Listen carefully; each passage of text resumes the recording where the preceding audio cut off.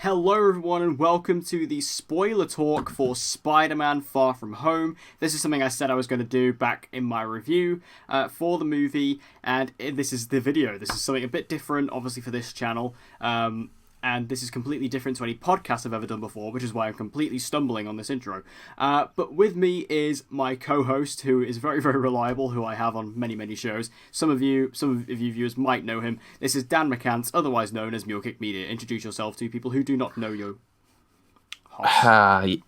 Hoss. Yeah, what's up, everyone? Of course, me and Declan, we go way back. We have our own podcast, On Thy Podcast, the best podcast around, I will add as well. Yep. I have my own channel where I do some film, TV, games, all kinds of stuff.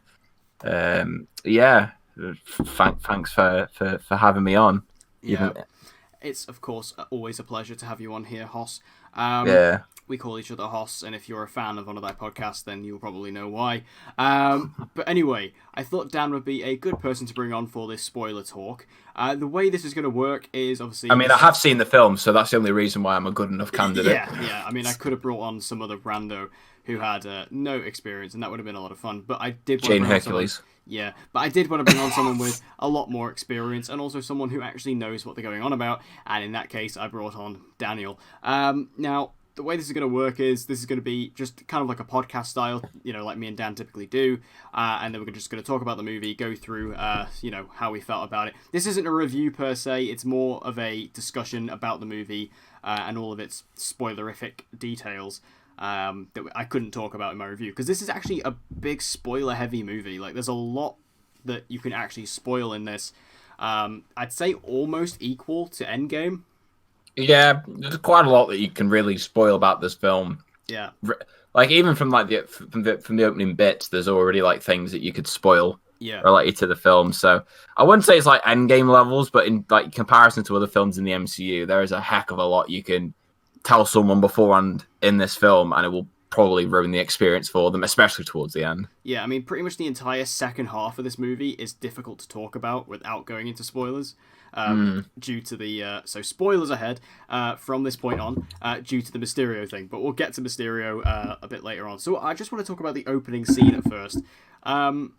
When the movie opens up and we hear Whitney Houston's "I Will Always Love You," I was so confused when this happened. I was like, "What?" I remember when this happened. I was like, "Am I in the right screening?" I remember thinking to myself, I was like, "Is this meant to be really sad, or is this meant to be played for comedy?" And then it was just like, and it was kind of a bit of both, because like obviously. Yeah. You first see, and it's like a Avengers memoriam of all the ones who died in Endgame. We see Tony Stark, we see Cap, who obviously Cap. Yeah, but Cap's not dead. Yeah, that's what confused me. Cap's not dead. These stupid kids know fuck all about what happened in Endgame, do they? They clearly didn't watch the film. Yeah, it's like they put Cap above Black Widow, even though Black Widow actually died and Cap didn't. But whatever, we'll let that slide. So it is kind of played for comedy, but I have to say this opening scene is really funny because. It's the way it's such a badly put together video made by like those two students from Homecoming who have that like school news show. I thought that was really well done, especially because you get to see like those little things where it has like the Getty Images logo on like the images they just gotten off that website and stuff like that. It's a really funny little detail, and the way it was just so poorly made, quite obviously, I really enjoyed, and it was just again added that little element of comedy. To it. It just showed how like these students were just trying to commemorate, the fallen heroes. It was a fun. They did such a shit job of it. Yeah, and it was very typical high school. Felt very authentic in that way. Yeah, and then my favorite bit though was the bit where they just showed them all obviously being snapped away, and then they all just come back right in the middle of the parade. Yeah, this isn't as glamorous as Endgame, where we have this amazing moment where they all come back and it all ends in Avengers Assemble. No, we get to see what is being described as the blip in this movie is. We get to see how this band in this middle of the parade just gets snapped out of existence, and then 5 years later they appear in the exact place that they disappeared, right in the middle of a basketball game. and I like that because it's realistic. Like it's like there will be stuff, people are carrying on with their lives, things are going on, and then it's just they just show up again. And I like how they kind of call this back in other parts of the movie because you hear like Aunt May talking about how she was blipped, and then. She came back and like people were living in her flat and stuff like that, and they thought, someone thought she was a ghost, someone else thought it was like a mistress. That was really funny. And then my favorite like explanation of it all came a bit later on in the movie from the teacher, Mr. Harrington, when he said that his wife pretended to get snapped so she could go with another guy. That was so good. And he was like, they had like a funeral and everything for her. This was like one of my favorite bits about the film, was like the way it just like was able to use comedy, and like how you turned like the whole snap/blip situation, which was like quite a tragic thing in Infinity War and Endgame, and how they made it such like a comedic thing in this was brilliant. Like it's just the amount of like laughs they got from it was so funny. And also I just like the fact they actually bothered to actually tackle it as well, because one of my worries going in was that they just weren't going to address it at all, and it'd just be one of those things where it's like it would feel really out of place. But the way they did in this film was fantastic, and the bit about his wife pretending to be blipped, my whole cinema just laughed out with that one. It's so funny, and like I'm glad they kind of tackled it in a comedic way, because like you say, in Endgame and Infinity War, it's such a tragic thing, you know, because in Infinity War, when everyone gets snapped, it's such like a shocking and tragic thing, and then in Endgame, you know, it shows how, you know, dour the world has become, especially in the 5-year time jump. So here, kind of to see it done in a comedic light, but also in a realistic light. Like, it's not like forced comedic jokes. It's like it's the comedy that comes from the reality of the situation. Like, say, these people just reappearing exactly where they got snapped. You know, and that can lead to funny situations. So I thought that was really well done, and I like the fact that they kind of called it the blip, because what actually Kevin Feige has actually said is the snap and the blip are actually two different things. The snap is, you know, when Thanos snapped and everyone went away, and the blip is the reappearance. I saw that. I read that yesterday. So the blip and the snap are actually two different things. Because I remember when the movie first came out, everyone was saying, "Oh, you know, they call it the blip in this movie." But apparently, according to Feige, Master Feige, they are two different things. Master Feige. Lord Feige. Yes, but there were a lot of like good comedic elements in this. You know, like I think the Peter tingle was quite funny. Oh yeah. It seems like Peter is having trouble with his Spidey sense in this. And I remember this is kind of an interesting callback, because I remember when Homecoming came out, everyone was like, "Oh, does he have Spidey sense in this movie?" Because there's never really like a thing that establishes it. But I was always of the opinion that they didn't need anything to establish it. Like, I always just assumed it was there. I always just assumed it was a given. And in this movie, they just kind of say like, "Oh yeah, it has always been there. He's just kind of having trouble with it at the moment." But yeah, the Peter tingle thing that Aunt May brings up, and yeah, I think even Happy Hogan calls him it at one time. It's quite funny. It was a good way of doing it, and obviously the way it all comes back at the end in the Mysterio fight at the very end is honestly one of my favorite moments in the movie. It's good payoff. Just the way he's able to like catch that bullet at the last minute. It's great. And then also just a random joke that just popped into my head that really made me laugh. It seemed like no one else in my cinema laughed, and I think it's just because everyone was a bit more shocked at this joke given the fact it was in there. But it really made me laugh was when you know, when he puts on the stealth suit for the first time and he says, "Oh, it's a bit tight on the old web shooter." Oh yeah. I thought that was so funny, and like it seemed like everyone else was a bit more, did they just say that in a Marvel movie? But it really made me laugh. But yeah, that was cool. I mean, I guess we could talk about that, all the new suits in the movie. Stealth suit was kind of the first one we get, which is like an all black suit that you can blend in. I think this suit was cool. It was cool, yeah. It wasn't my favourite one from the film, but I liked how different it was. Like, it really was different to every other suit we'd seen him wear, just because, like, from a colour standpoint. Yeah. Which I did like. Yeah, because he didn't have his suit with him, so, like, he basically had to have this, like, one... I think Nick Fury made it, and he just had to, like, have it given to him. So that was kind of interesting. And again, it was a different look for him that we'd never seen before. I quite like the goggles and all that, and I also quite like the look... Because one thing I really like in comic book stuff is when you get to see a superhero in their costume but without the mask or helmet. I don't know why, I always find that just an interesting look, and I think the stealth suit looks really good when he has it, you know, when he's sat in the bar with Quentin with the mask off. I think that's really cool. So it has a cool look to it, and again, I like the flip up kind of goggle things. I think they're interesting. But I think we do get to see like a lot of the suits. I get to see the Iron Spider suit in this one as well, from Infinity War and Endgame, which was cool. You see his suit from Homecoming as well. We see that one for a little bit. Yeah, and probably my favourite suit though is the black and red. Oh, the black and red ones is. I remember seeing that in the trailer and getting excited because I thought that was cool, and I think it all comes in service to the scene where he builds it. That is a brilliant scene. It's just. I don't know what it was. That whole scene, when it starts off with an amazing bit of dialogue between Hogan and Peter, And I have to say, Tom Holland's acting in this scene, yeah, it was brilliant. Great. He really sells the emotion of it. But the way this leads and transitions into Peter going completely Tony Stark and making his own suit with, even AC/DC in the background. And just shouts, "Oh, I love Led Zeppelin." Yeah, completely misnames them. But this scene was just so cool. The way he builds this suit, and it's so reminiscent of Tony Stark. And even you have like Happy Hogan just doing that, like, looking at him going how proud he was. Yeah, and I love the fact as well that obviously they played Back in Black and that, which was what they played in the first Iron Man. I like that callback as well. That was really cool. Yeah, it fit the scene super well. And it gave me a lot of Iron Man vibes, which was awesome. But that black suit, I think, was really cool. I think it's a very different kind of looking suit to what we had before, but it also stands out in the environment really well. Especially in that final like fight in London, it was really awesome just to see it contrast, especially against like Mysterio's costume. It was really, really nice. So don't worry, we'll get to Jake. So another thing that Peter got from Stark was Edith, which is Tony Stark's glasses that he wore in Infinity War. And I quite like the fact of the acronym Edith, even in death, I'm the hero.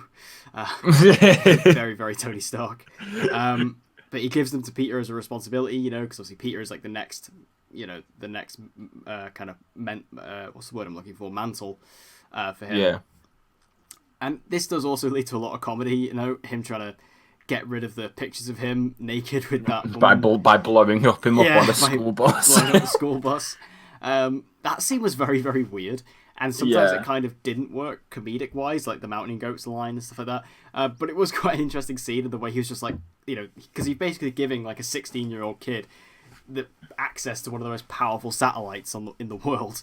And him completely not knowing what to do with it was quite interesting, and him almost killing like himself and all his fellow students. But we do get that awesome shot where he jumps out of the bus and like, oh yeah, that was really cool. Shoots it down. Oh yeah. Physics wise makes no sense, but it was cool.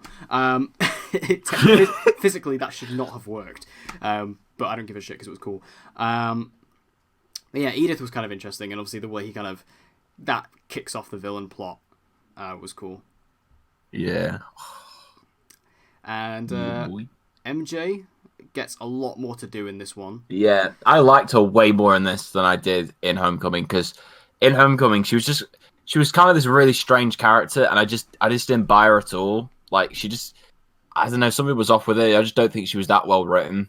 And I don't think it was anything to do with Zendaya either. It was just from a writing standpoint, I thought she was pretty bad in Homecoming. But here, I thought she was way better, because it felt like they had an actual story for her and an actual like something for her to do, rather than just being this background character that pops up every now and then has like a big reveal at the end of the film, like we had with Homecoming. With here, they actually had a proper story with her and Peter. And I think it just made her a much better and more fleshed out character. Like, I think she was one of the standouts of the film for me personally. Like, I really loved MJ in this film. And I think the chemistry as well between Zendaya and Tom Holland is really good. Yeah, I mean, you can tell that they're really good friends in real life, which we know that they are. And I really like Zendaya. Like, I've liked Zendaya for years because I kind of grew up with her, like on TV and stuff like that. I was a Disney Channel kid. So I did grow up with her. And yeah, in Homecoming, she was a very, very weird character, and not even weird in the sense from like a character perspective, but even just from a personality perspective. Like, she was almost too weird in Homecoming, like to the point where it was just like, you're just unlikable. Whereas like in this movie, like, she still has her weird quirks where she says the odd line, but she seems like a normal person. Yeah. And I think that worked. And again, her relationship with Peter, her dynamic with Peter, I really enjoyed. Again, their chemistry was great, really fluid. And I think that MJ overall, actually giving her a lot more to do in this movie, giving her an actual substantial role, I think played a lot more better in their favour. Yeah. And they were able to do that, because she actually has moments in this movie. It's not like a thing where she just is in background scenes and then at the very end is relevant. Like, in this, she actually has a role to play within the story, and I like that. It actually makes her an actual character rather than just a background piece, and she's not just a typical love interest either, which again is nice, because again, it keeps this Spider-Man franchise within the MCU, it keeps it spiced up in comparison to the other Spider-Man franchises, which is personally why I'm loving these Spider-Man movies so much. Yeah, I've still not forgiven you for placing the Amazing Spider-Man over Spider-Man 2. Like, let's just put this in here as well. I'm not forgiving you for that. Go check out my ranking if you've not seen it. I'm plugging it. Go ahead and you will all disagree with his ranking. Yes, I know. I'm so tempted to put out a tweet where I say how bad the Raimi trilogy is, just to see how the Raimi shills attack me, because I will be one of them. But the thing is, no, I don't even mean it genuinely. I just want to see how they react, because they are such they will kill you. They are violent, man. Like, they are insane. I've never seen a fan base like it. Don't worry, High Top Films will probably make a 3-video essay on why you suck. I thought, obviously we come from the realm of DC TV. I mean, I've always thought Olicity fans were bad, but Raimi shills are something else. They're I've never seen. They're as bad as Release the Snyder Cut shills. I wouldn't go that far. Yeah, I wouldn't go that far. Did you see the other day that Release the Snyder Cut was trending on Twitter? Again, I was no reason. Off. I was trying to look at it. I was like, where's this come from? I was like, why is this trending again? I just love how there's all this support and we still it's not going to happen. It does not exist. There is no completed Snyder Cut. Just give up, son. I did see a funny joke this morning though, because I think there's a Warner Brothers office in the UK that went on fire today, and someone said Zack Snyder's been watching the Snyder Cut, which is quite funny. It's not a funny situation, but that is a funny joke. Anyway, back to the topic at hand. Another character who I actually really liked in this was Hogan, Happy Hogan. Obviously, he's been around for ages in the MCU now. But obviously, in Homecoming, his relationship with Peter was really strained. He just didn't like him at all. He was always get off my case, stop annoying me. But I really like how in this movie, he's really looking after him and kind of becoming a bit more of the father figure, uncle kind of figure, Uncle Ben figure, if you will, to Peter now that Tony's gone. I think that was really nice. It showed a bit of development. And obviously, it's probably just because he wants to bang Aunt May. Oh, definitely. That is one of the many factors in it. Yeah, I mean, obviously, he just wants to. He wants a bit of that because we live in a world where Aunt May is sexualized. Yeah. Don't worry. That I still hate from Homecoming as well. But she actually didn't really get that much to do in this one, Aunt May. Thinking about it. No, she really wasn't that big a character. Literally, she must have had about 3 scenes in the film, and that was it. Yeah, I like how they made her she's the run of the charity now. Like in Spider-Man PS4, that was cool. That was a cool little thing. But yeah, I mean, I really like the relationship between Peter and Happy in this one. It's much better, and it's a lot nicer to watch because you can actually feel like they've had some development and a bit of an arc there. And yeah, I mean, the relationship with May is fine, I guess. It's kind of whatever. It does kind of lead to some scenes where I do feel like May is leading him on a bit because by the end of the movie, she's like, oh, it's just a fling, and you can see Happy was just hello sadness, my old friend. But yeah, it's fine, whatever. I can give or take that. Yeah, but I really liked him in the film. He was just really cool. And like I say, just the way that they developed the relationship between him and Peter was just really nice because I guess they're kind of trying to turn him into the. I guess it feels tired to say this, but the new Uncle Ben for Peter in these films, probably. I mean. I like MJ. He actually gets something to do in this movie, which I don't think Happy's ever had. Even in the Iron Man movies, he's never really had much to do. And obviously, I understand because this is Jon Favreau. He directed the first 2, but it's still really cool just to have him actually have a pretty substantial role here, which I enjoyed. Yeah. Right, I can't go into this video any further without talking about the GOAT. The GOAT, the one and the only. The one and only Jake.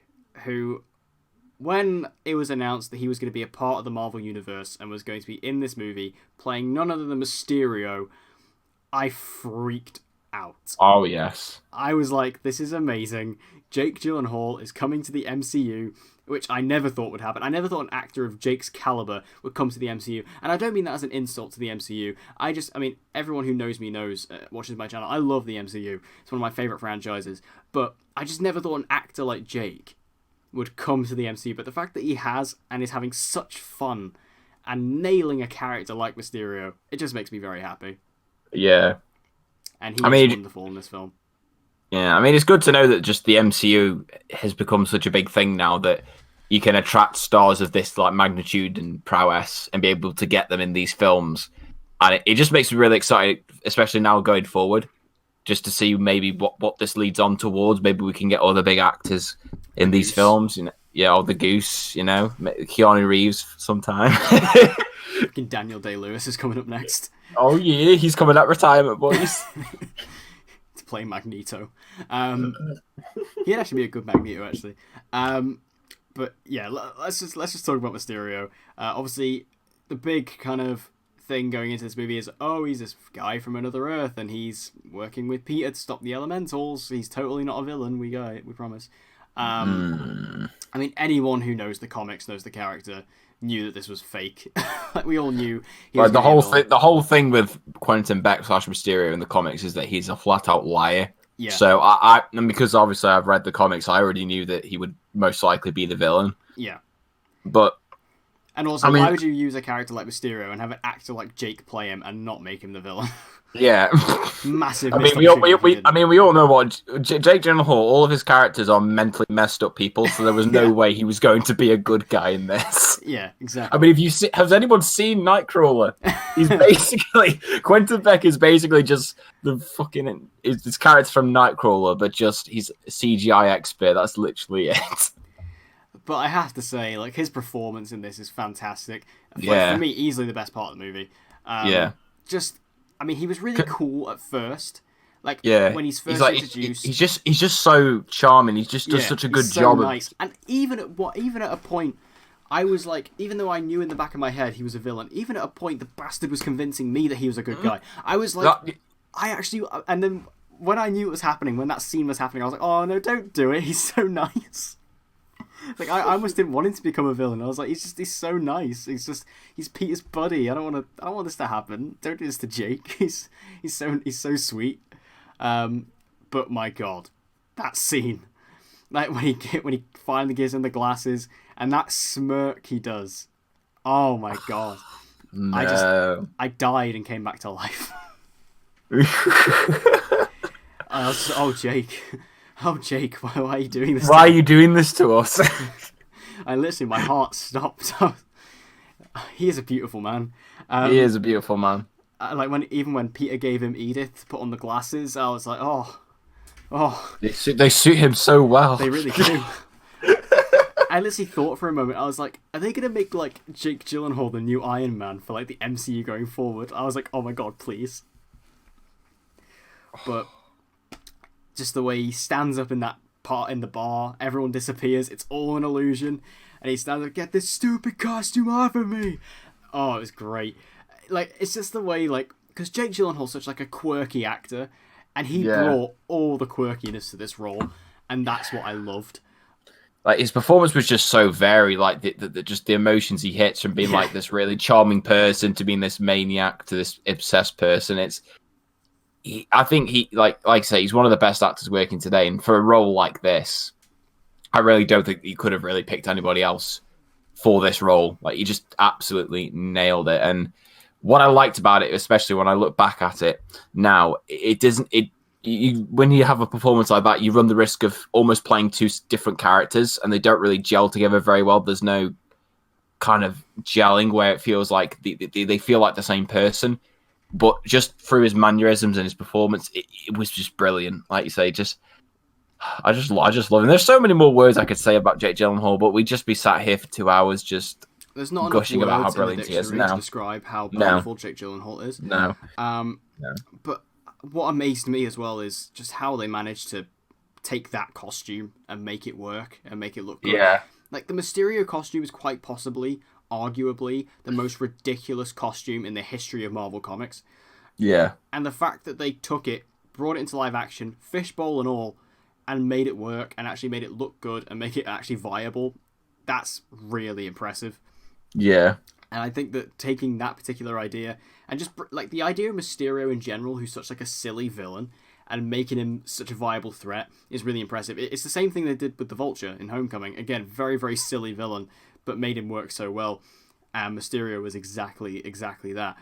And, of course, he is the master of illusion, and everything we know about him is not true. He's not from another Earth. He's, in fact, an ex-Stark employee. And that, I thought, was really interesting, he's the creator of the bath technology from Civil War.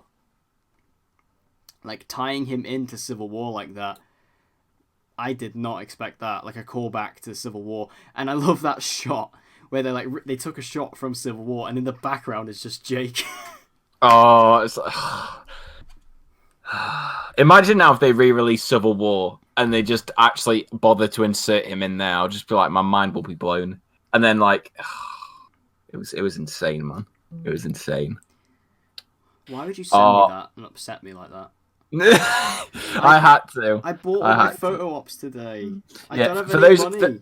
For those of you who need context, basically it's just been announced that Manu Bennett is going to London Film Comic Con, and your boy Declan's going to spend money to see him. Well, I'm not. I don't think I have the money. Ooh. You're serious? You're saying this to me about fucking Deathstroke? Are you mad, bro? Hey, I would love to meet Manu Bennett, but I don't know if... I'll have to see how much he is. Anyway. I will check for you because I'm such a lovely person. Thank you very much. So I think with Mysterio, like, giving him that context of existing within the MCU was really interesting because, again, it just adds history to this world even more. And the fact that he was an ex-Stark employee. I mean, I don't love the idea of Tony Stark doing him wrong and that's why he's a villain, because we've seen that before. Like, that was in Iron Man 3. But other than that, that's my only complaint. Yeah, and also you could... the only like nitpick I have with this Spider-Man in the MCU is the fact that because they make him so Tony Stark centric, and especially with the villains, like in Homecoming, the Vulture, obviously, you know, he was very much tied to Tony Stark and the events of the Avengers, and in this one again, Quentin Beck, Mysterio. Fuck off! Don't do this to me. You're still here. Is your thing dying? It appears as if Dan's mic his Discord is dying. Which is it's not a irregular thing to happen. Happens fairly often when we record these days. I wonder if he's going to come back. And we will take a quick break and a short interval, and we will be back with you shortly.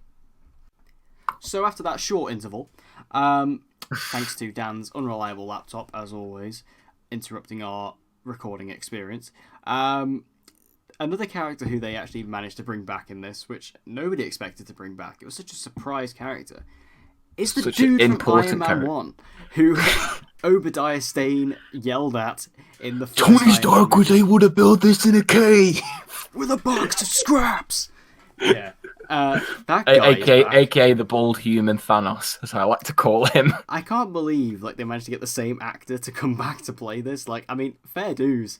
It's pretty cool. This just feels like the kid from Iron Man 3 and Endgame all over again. Oh, the memes that came out from that were very funny. But it's so interesting because all the people who are working for Mysterio, all the people who are working under him are all ex-Stark employees. And I think that's really fun. Again, I do take umbrage with the idea that, the reason why these people are kind of evil is because Tony Stark did them wrong. Because, again, we've kind of seen that before. But the fact that it kind of ties these characters into the history of the MCU and into the history of Stark, I think is really cool. Especially because, I think we all kind of assumed that Tony Stark developed the bath technology, but it was actually Quentin, which I think is... Again, that's super cool, and it wasn't even the fact that Tony Stark did him wrong. It's the fact he used his technology for his own self thing. That's why he was so pissed off, rather than the fact that he did me wrong. It was more like the fact he took this amazing technology, which, as we see in this movie, could be used for really amazing things, but he did it for his own self-teaching sort of thing. So that was cool. And yeah, that guy. I mean, I can't believe they brought him back. It's pretty mental. The most random cameo you could ever have. Yeah, it was pretty mental. Speaking of mental, the Elementals, all fake. All fake. Yeah, I mean, which I already predicted going in. I always assumed that they were just illusions that Mysterio created. It was very interesting when they first announced they were going to be doing the Elementals, because I thought, okay, this could be very, very weird. But yeah, it's all bullshit. I mean, I do love the scene when he's back at base and he's like, "Oh yeah, this is the fire one, and you have to stop him before he gets." It's like a video game boss.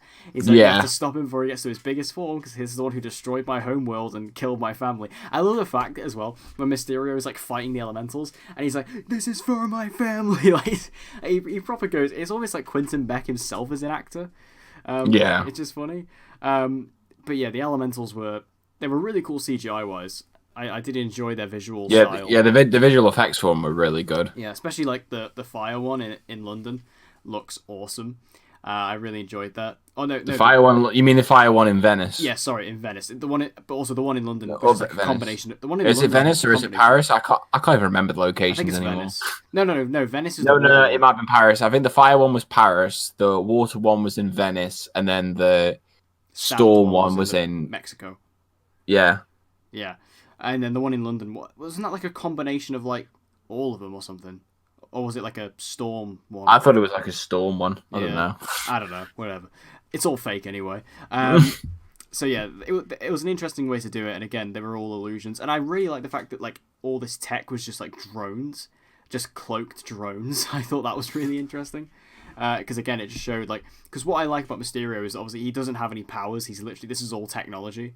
And that, because again, it kind of grounds him and makes him realistic, which I really enjoy. And also the multiverse is bullshit. Well, actually, it's not. But yeah, because in case anyone doesn't know, Kevin Feige has already said that it does exist, and it was revealed in Doctor Strange, which I already figured it was anyway. Yeah, like I always knew that there was a multiverse. Yeah, I mean, because I remember when it first, like when it's all revealed, obviously to be a lie, I kind of thought, oh, well, I guess the multiverse doesn't exist. But then I remembered, I was like, oh yeah, there's like the mirror dimension and all this other stuff, you know, from Doctor Strange. And yeah, Kevin Feige has confirmed that the multiverse does exist. But yeah, basically Mysterio's like, yeah, oh, I'm from this other Earth, blah blah blah. But that's all fake. He is from Earth Prime. Although I do like how he calls our Earth, you know, Earth 616, which is in the comics. That's cool. Now, I have to say, Mysterio has got to be one of the best deliverers of interesting-looking action scenes. Oh, yeah. I mean, this is up there with Doctor Strange and Ant-Man within the MCU, giving us just these really kind of trippy but very trippy sequences. Like, they are so cool because they're all illusions. And what I love about it is that you are in the complete shoes of Peter Parker in the sense that everything you're seeing, you don't know what's real or not.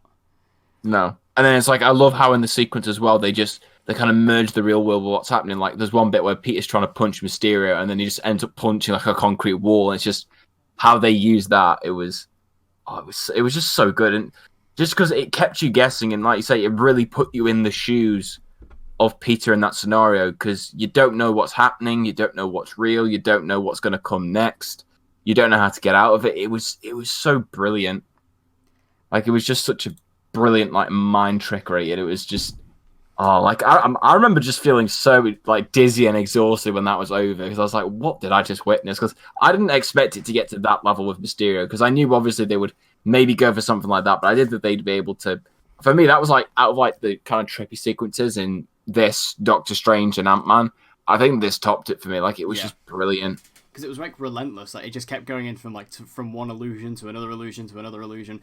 And again, it was the idea of not even, because there's a moment when, like, you know, you think it's all kind of sorted out and you think he's going to win, and you think, you know, because Nick Fury comes out and he shoots Mysterio in the back, and then all these guards come out to arrest him, and then it turns out that was all an illusion. Like, the level that Mysterio can go to in regards to these illusions, like the power he has to create basically whatever he wants. Like, you know, the fact he can like create Nick Fury shooting himself and stuff like that is really, really fun. And it just, you know, again, shows the lengths that he can go to. Mm-hmm. And it just makes everything really interesting because you're constantly second guessing yourself. And Peter is constantly second guessing himself, thinking, you know, am I seeing the real thing, or, you know, what's going on? And this comes down, like, you know, to the finale when he, you know, is taking down Mysterio, and he thinks he's got him, you know, he's got him onto the ground, and then he literally comes up behind him, and that's when the Peter Tingle comes back, and he stops the bullet. And it's so cool. And again, visually, it looks great. And again, like you say, the way he merges it with the real world, like the way he's putting Peter onto that train track and he gets whacked with a train. I mean, he shouldn't have survived, but no. Whatever, I'll let it slide. I actually thought, like, for a moment, because again, I still was kind of getting over the whole Mysterio reveal thing. I was thinking, and I wasn't like, I hadn't fully registered. Obviously, the multiverse was kind of bullshit in this movie. I kind of felt like, oh, are they just gonna kill Peter and we're gonna get like another version of Peter coming up? Or like, especially because when he was coming into that train station, I was like, it kind of reminded me of the train station from Spider-Verse. Yeah. And I was like, are they gonna go there? Like with the multiverse idea, I was like, are they going there with this? Like, is that what? Because I remember everyone saying as well, oh, you need to stay tuned because the twists in this movie are insane and the post-credit scenes are gonna blow your mind. And granted, they do, but I thought like, is this like the MCU's version of Spider-Verse? Are we gonna see like Tobey Maguire show up? Are we gonna see like Andrew Garfield show up? Or like, are they actually gonna blend it with Venom? Are they gonna blend it with Spider-Verse? Like, what's going on? Obviously, none of that ended up happening, but like for a moment, I actually thought like all these possibilities could happen. And to be honest, I still think there's a possibility it could. But we'll have to wait and see. I mean, I know because people have been talking, like Kevin Feige's been talking about how like Venom could cross over at some point. I don't know if that's a great idea, but I'll see. It's just because Venom's so different. Like it's so dark in comparison, and like so it doesn't feel like the MCU is what I mean. I don't know tonally if it would work. But I'd love to see like Andrew Garfield show up for like a cameo, or Tobey Maguire show up for a cameo. It'd be incredible. Oh, if Tobey Maguire shows up in one of these movies, it's just gonna be a 10 out of 10. I'll give it a 10 out of 10 because I love the Raimi films. No lie. It'd be pretty insane. Also, just another character who I'd like to mention is because this is potentially a setup for the future at some point, maybe. There's a character called Dimitri in this movie who's like working with Mysterio and working. Yeah. And there's a character in the comics. There is a villain in the comics called Dimitri who is the Chameleon. So this could be a setup for him potentially.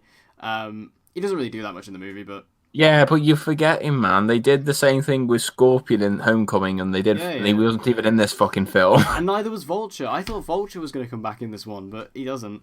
I would have loved that because Vulture is actually my favorite MCU villain. So I actually would have loved to see Thanos. Thanos is the best. Don't get me wrong. Thanos is the best. But I love Vulture. You just have a blind erection for Homecoming. That's what it is. I love Michael Keaton. But I just think like, yeah, I think this character like it's kind of like a little. The MCU does this all the time, like you say with Scorpion as well, setting up these villains who we'll eventually see. Like I imagine in the third movie we might. It'll be the Sinister Six. I would hope see a Sinister Six because we already have like half the members at this point now. So I think we could see it. We better hope that our boy Quentin Beck makes it out. Like he's actually going to come back. I will be so angry if they've actually killed off Quentin Beck here. Because he's such a good villain, and the thing is, the MCU knows when they have a good villain because you can tell because they always keep him alive. You know, like Loki, Vulture, Thanos to a degree. All the good villains that they have, they keep them alive for the next film, or that like for at some point to show up again. Even Red Skull. I mean, look how long that took to pay off, but we got there. Nah. Red Skull was not a good villain. Red Skull was a good villain. You turned around and said, I thought I heard you just say Red Skull was a good villain. I did say that. Nah, he's not. He's not a good villain. He is. Red Skull is not a good villain. What about him makes him a good villain? He's literally just Adolf Hitler 2.0. That's all he is. But he's got a red face, and that's pretty cool. I don't care. There is no logical. I need to justify this. Okay. I love the first. I love the first Avenger. Or I like the first Avenger. I'm a first Avenger apologist. But Red Skull is one of the worst parts of it. I disagree. But anyway, if they have killed off Mysterio, I'm going to be annoyed. Because he has so much potential. And again, having an actor like Jake, to waste him in one movie, nah, I'm not buying that. I think we will see him come back at some point. Plus, wouldn't it be awesome if we just like see him, just like, he'll just return one day and you'll just be like, the whole crowd will just like erupt. Okay, so should we talk about the post-credit scenes? Yeah, let's do it. So, the first one, we have the mid-credit scene. Peter swinging around New York with MJ. He drops her, so she says, let's not do that again. And, yeah, we see that Quentin Beck has one last surprise. And No. It's not. Don't say it like this. It's not the last surprise. Stop getting me emotional. Yeah. All right. He has one last little trick up his sleeve to present to the world. and that is the identity reveal of Spider-Man and Peter Parker. He frames him for the drone attack in London and reveals his identity to the world. And who do we have reporting on this news? Well, the host of the dailybugle.net, J. Jonah Jameson, played by J.K. Simmons. This blew my fucking mind when I saw this in the cinema. Like, oh my god. My whole cinema just started just cheering. Yeah. And I had fools that walked out at the cinema that left it before this scene. I'm like, you idiots.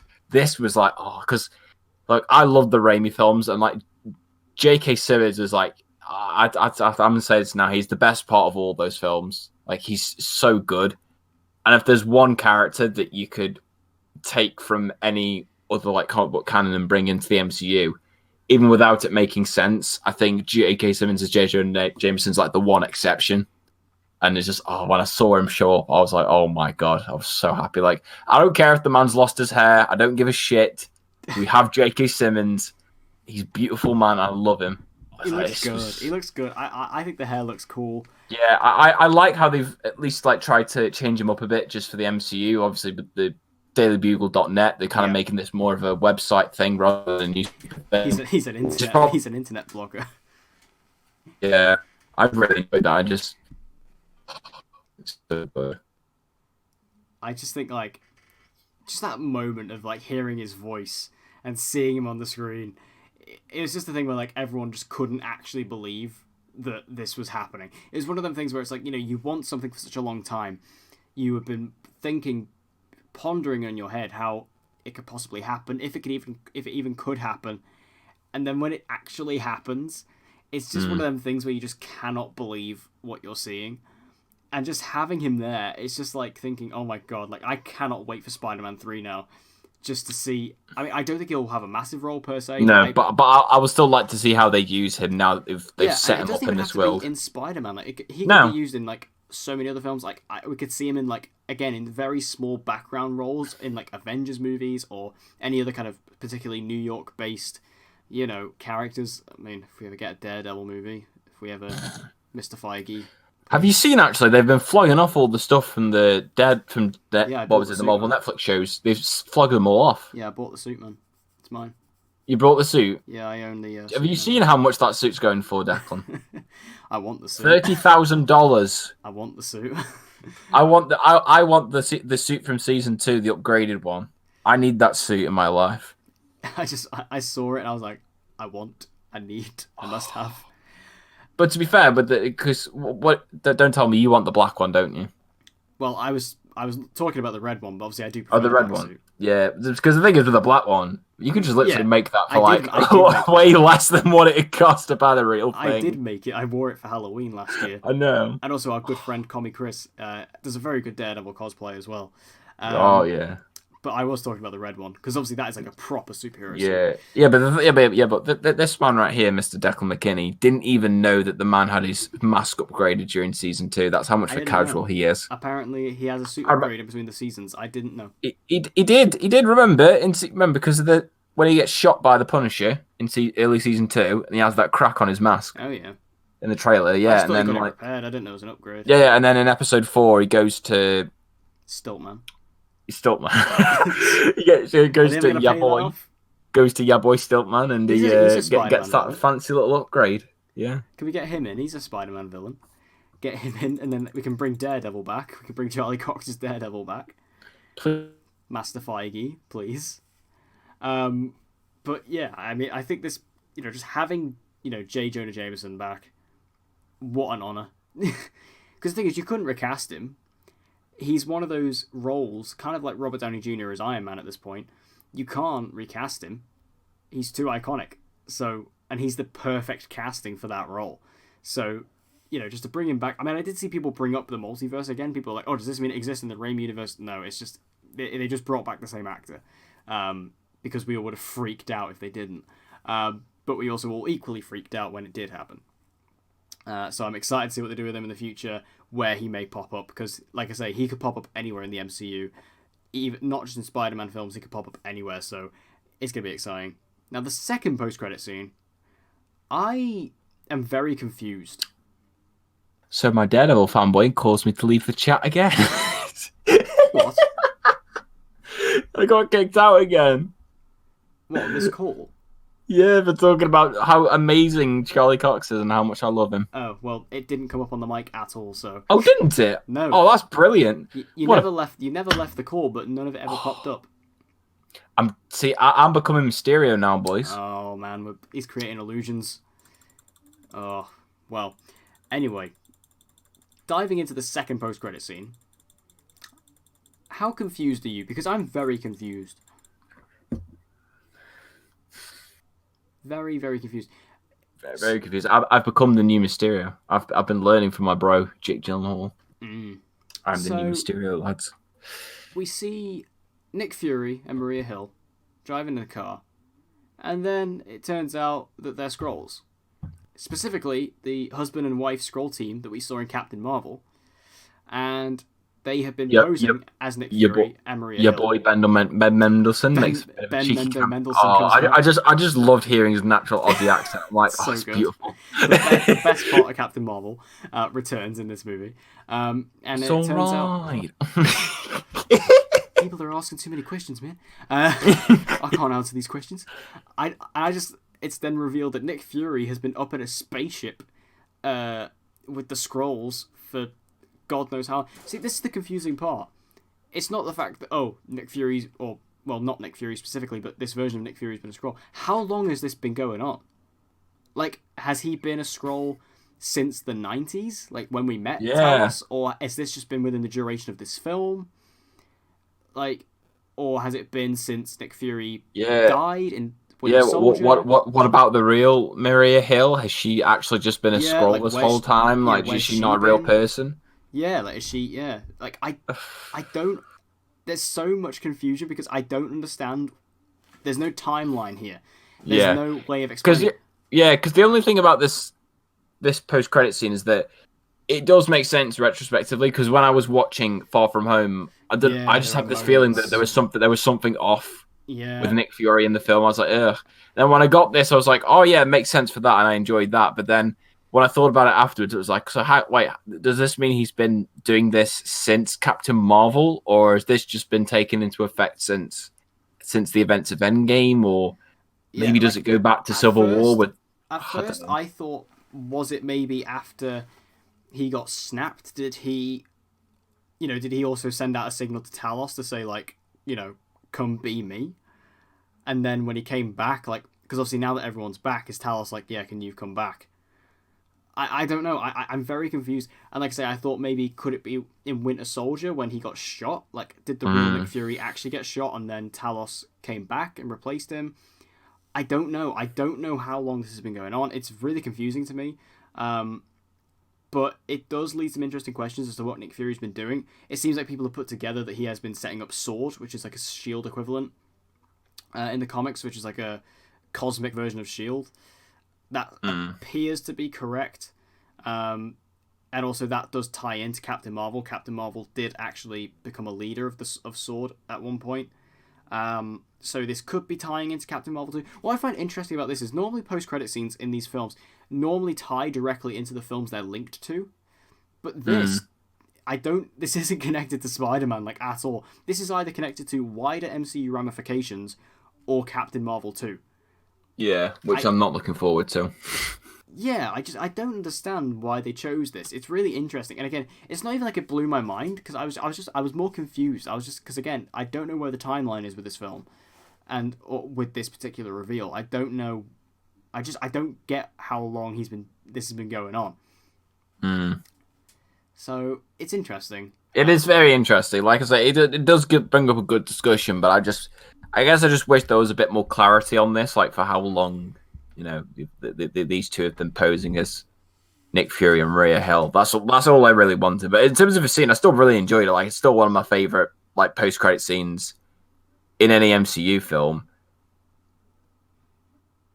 It's just that I wish that there was just a bit more explanation for it, just because I am one of those people that just, when I see things like this and you don't get a full explanation for it, it kind of drives my OCD, and I'm like, so when did it happen from here?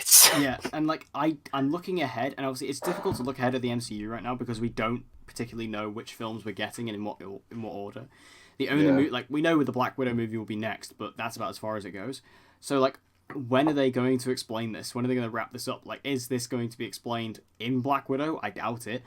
So like, when is it going to get explained? It's really interesting because again, if it wasn't so, like, if it was a lot clearer than it was, I wouldn't be so worried about when it was getting revealed. But because I'm like, my head's just all over the place right now with it, I'm a bit like, when's this getting explained? I mean, we might get a bit of a clearer idea on that after Comic-Con, because it seems like at Comic-Con they might be revealing the slate for Phase 4, maybe, if we're lucky, because they are holding a Hall H panel. But I don't know. It's a strange one. It's a very strange one. It would have been very, very strange. It would have been like more of a reveal if it was like Nick Fury is not around and they were like, oh, he's just been a Skrull the entire time. But it's the fact that Nick Fury, the real Nick Fury, is still out there and still around in space that adds even more like confusion to it. Yeah. I don't know. Very, very, very unusual. It was strange. But anyway, we'll have to wait and see. So what does this film kind of mean for the MCU going forward? Well, I think you can mainly just take that Skrull thing as a potential, like, because this is the last movie of. What's important to remember is this is the last movie of Phase 3. This is the last film of the Infinity Saga. Do you think this is potentially a setup for the next big MCU story? Like, do you think Secret Invasion potentially is on the way? Could be, but I think at this point forward, I think it's still a bit too early to tell. But my money would be on that just because of the hints that we've had beforehand, and also because it's probably the other big event that comes into mind that would warrant another humongous crossover. So I would say that. I definitely say, like I say, it lays the groundwork. I'd say more for like a Captain Marvel 2 rather than the wider MCU as a whole. For me personally, I don't know. Maybe the whole Nick Fury being in space thing, maybe that factors into that with him trying to like widen his reach for heroes. I don't know, but yeah, especially because in this universe, it appears like the Skrulls aren't evil. Yeah, like which is a massive change from the comics. Yeah, and like I feel like with Nick Fury potentially setting up Sword, again, that's kind of my prediction with it. He's setting up Sword. That for me signals a Captain Marvel 2 tie-in because again, Captain Marvel is heavily linked to Sword in the comics, as she did lead them at one point. So I feel like this is a setup for Captain Marvel 2 because obviously we will get a Captain Marvel sequel in Phase 4. That will happen. That movie made over $1 billion, so it's going to happen. Even though it was painfully average. A bit, yeah. So we will get a sequel, and I feel like maybe this is what that's tying into. It's just a strange choice to put it at the end of this movie. But yeah, for the MCU going forward, I think it is that final post-credit scene that has some hints, but other than that, and also obviously there is hints for the next Spider-Man film in regards to the story there. I believe it seems like Kraven is being set up as the villain, kind of, because obviously it's like his identity's out there, so Kraven the Hunter is going to be out there to hunt him now that he knows everything about him. And obviously we could have the Sinister Six thing going on as well. And Kraven has been a member of the Six before, so again, that could tie in. If we could get Monu Bennett to play him, that'd be cool. But yeah, interesting. And so what were your overall thoughts for Far From Home? I really, really enjoyed it. For me, I do think that it's better than Homecoming for me. I think it's better paced, mainly because of the fact that it travels from location to location. I much preferred that. I think they did a much better job with the characters. I like how they didn't try to over-sexualize Aunt May in this film like they did in Homecoming. Flash was far better in this movie. MJ was far better in this movie. They didn't have Liv, who I didn't think was all that great of a character in Homecoming. She kind of just felt like a middling ground for Peter and the antagonist to have a connection. That's all she really felt like to me.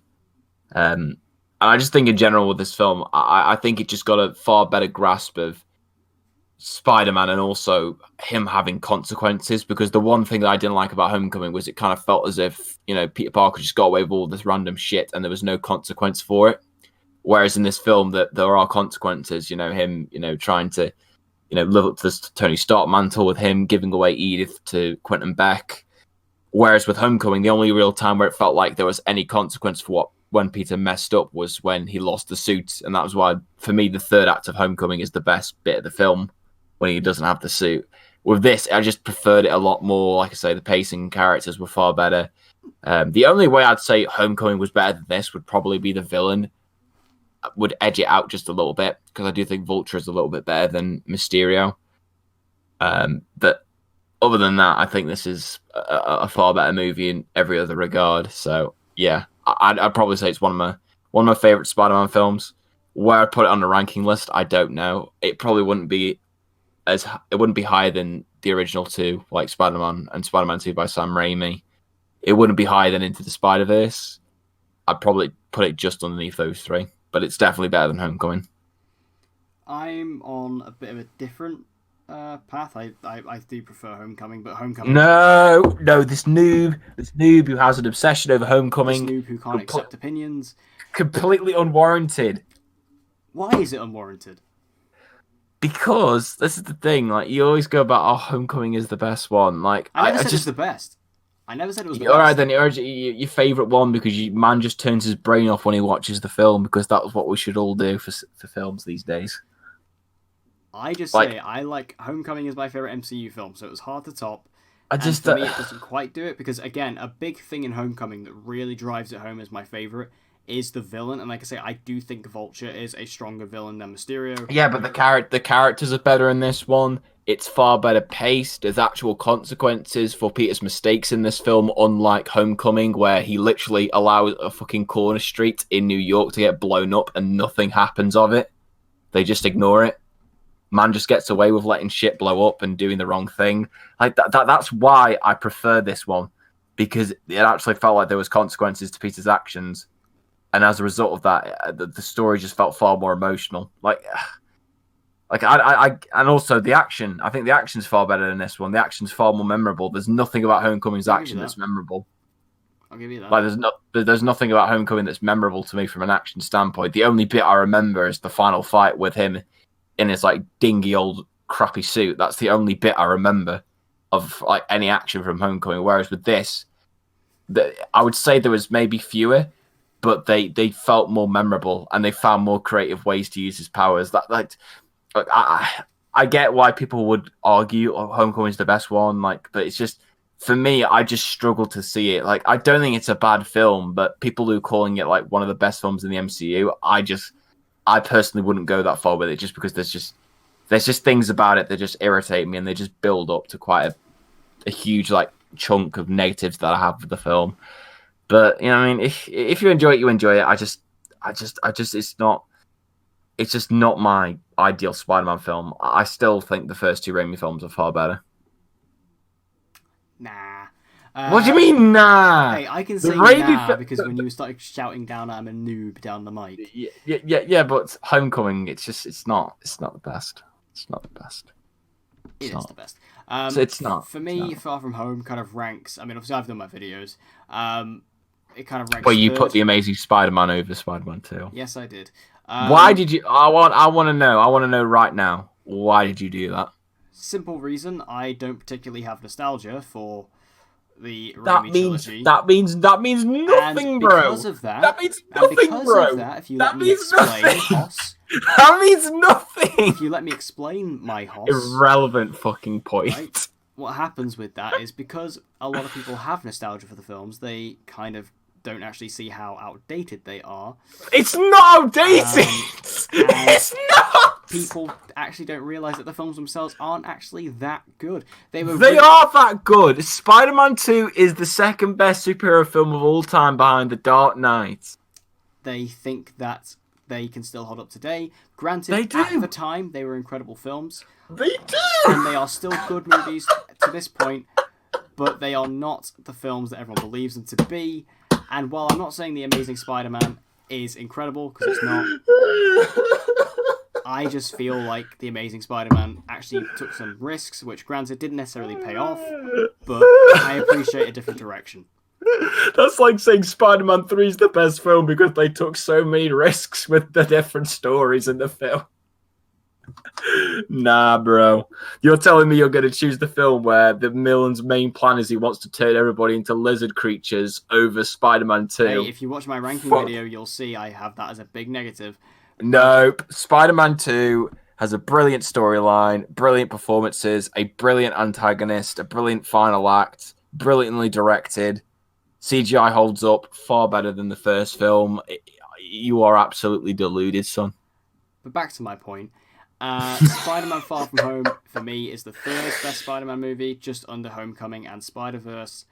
And then in the MCU, I kind of put it in between Iron Man and the first Avengers film, which is, I believe, is like number 7, something like that. So I think it's a great film. I really enjoyed it. I think it's a great sequel to Homecoming. Lives up to the sequel. Lives up to the hype. I think it has a fantastic villain, one of the best MCU villains in Mysterio. And I think that the action's great. Everything we get from Mysterio is fantastic. The way it sets up the MCU going forward, bringing back JJJ. I just think that the film is awesome. Great summer blockbuster. It's the first film this summer that actually felt like a summer movie. This summer has been severely lacking. Well, 2019 has been severely lacking. But this is the first actual summer film that actually felt like a summer movie. Like, I actually had popcorn relating this movie, which I never do. Like, that's a big thing. So, for me, I really enjoyed Far From Home, and I would definitely recommend it if you've not seen it yet. But let's be honest, you probably have. And if you're watching this video, I'd hope so. So anyway, we want to thank you guys for joining us for this spoiler talk. It got a bit heated there at the end, but we will... Because Declan's opinion on the Raimi trilogy is complete bullshit. Very, very true. We need to have... Actually, we should make a massive discussion video about this. Well, is the Raimi trilogy overrated? Oh... and I'll be very excited to put that on Twitter with all the Raimi shills. This video is going to get me destroyed. So anyway, we want to thank you guys for joining us at this spoiler talk. Make sure you leave your spoiler-filled comments in the comments down below, what you think about the movie and all of its spoilerific detail. And with all that out the way, if you'd like to say goodbye, Hoss. Hoss is not saying goodbye. And outside of that, I hope to see you guys again next time.